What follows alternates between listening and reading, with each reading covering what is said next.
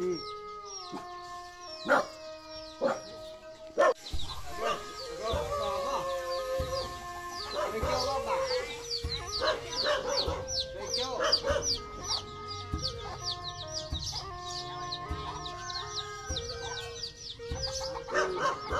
คนบ่เคยใส่บาตร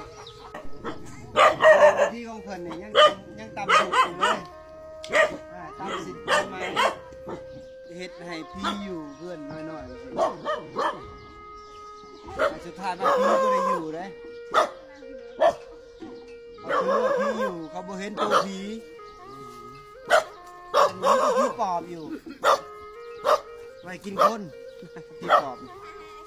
มานั่งพี่นี่เพิ่นบ่เคยใส่บาตรตอนแต่เกิดมาบ่เคยใส่เนาะโอ้มื้อนี้จะมีบุญแล้วเด้อเอาบุญหลายๆเด้อจกใส่จกใส่รถจกใส่เจ้าศรัทธาจังไดจะใส่ซำนั้นแม่นครั้งแรกในชีวิตที่ได้ใส่บาตรญาติโยมบ่ฮู้เนาะ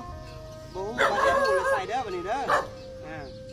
สาธุโมทนาบุญนำเจ้าเด้อเจ้าเด้อบ่เฒ่าเคยใส่เด้อเจ้าบ่เคยคือกันเนาะบ่เคยก็เคยเอาบ่เฒ่าเอ้ยมา